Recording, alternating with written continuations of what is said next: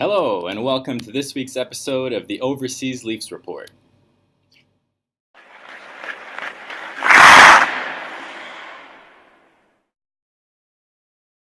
So this week was meant to be the St. Patrick's Day episode. However, I couldn't get any Irish hockey fans to talk to me or anyone from Ireland to get some time. Still wearing green like the Leafs did.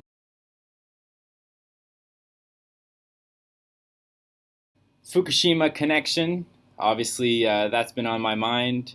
8 years since the great earthquake, tsunami, nuclear disaster there.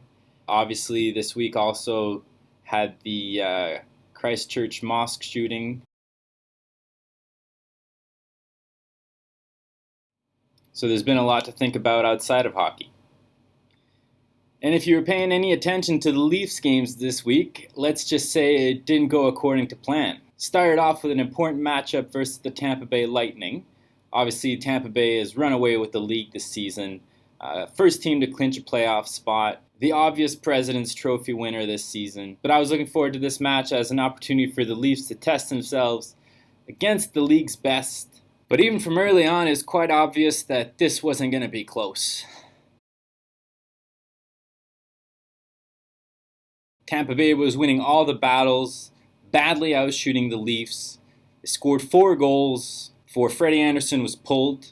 Leafs' response was much too late, and even post-game, Austin Matthews admitted that they gave up in the third. He used the word quit, which is something you never want to hear. Final score was 6-2. Too many built-in excuses with the Leafs coming back from their trip and readjusting to a game at home. But I think clearly it just showed Tampa's dominance and the fact that the Leafs weren't ready for this game. Still can't understand why the Leafs wore white at home. If you're going to give Tampa the chance to wear their home blue jerseys, might as well feature the white and green St. Pat's jerseys that you're trying to promote. With that game aside, the Leafs were looking to rebound against a non-playoff Chicago Blackhawks team. You'll remember earlier in the season, these two teams traded goals in a wild match that ended with the Leafs taking the win in overtime. But once again, it was an example of the Leafs just being badly outplayed by the opposition. Chicago got 4 even-strength goals in the first. Freddie Anderson was pulled again, and by the end of the second period, when it's 5-1, that's when I shut it off. Looking back at some highlights, it seems the Leafs showed a little bit of response in the third, directing many shots at the Chicago backup, scoring 3 goals, but ultimately coming up short. So for my own sanity, it's probably best that I didn't see this. Final score, 5-4 Chicago. So with Philadelphia in town, the Leafs finally showcased these St. Pat's jerseys.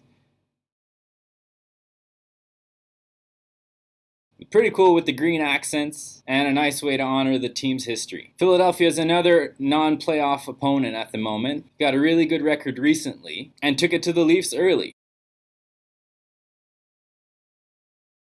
Teams traded chances, but it was the Flyers that kept scoring. And at 5-2 partway through the second, I thought the Leafs were in for another disappointing showing. However, 5 unanswered goals really got the crowd into it. Finally, a little bit of positivity out of the Leafs. Jake Muzzin really showed his worth in this one, scoring 2 goals and making important plays on the back end. Austin Matthews took over in the third to score 2 goals, bringing his season total to 34 goals for number 34, and they hung on for a 7-6 win over the Flyers. So having banked some points versus the Flyers and trying to keep up with the Boston Bruins in the race for second in the Atlantic, the Leafs made their way to Ottawa for a matchup against the league's worst team, Ottawa Senators. And boy did they put up a stinker in this one.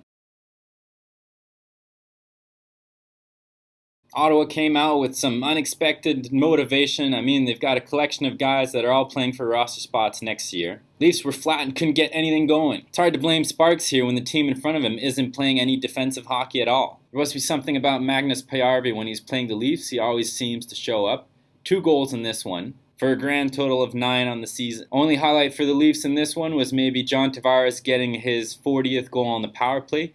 Career high for him. He's really had a really great first season with the Maple Leafs. So earlier in the week, the Leafs lost 6-2 to the best team in the league, and they finished the week with a 6-2 loss versus the worst team in the league. So obviously these weren't the results that the Leafs were looking for. They're still 4 points behind Boston. Once again, we'll do a little bit of scoreboard watching.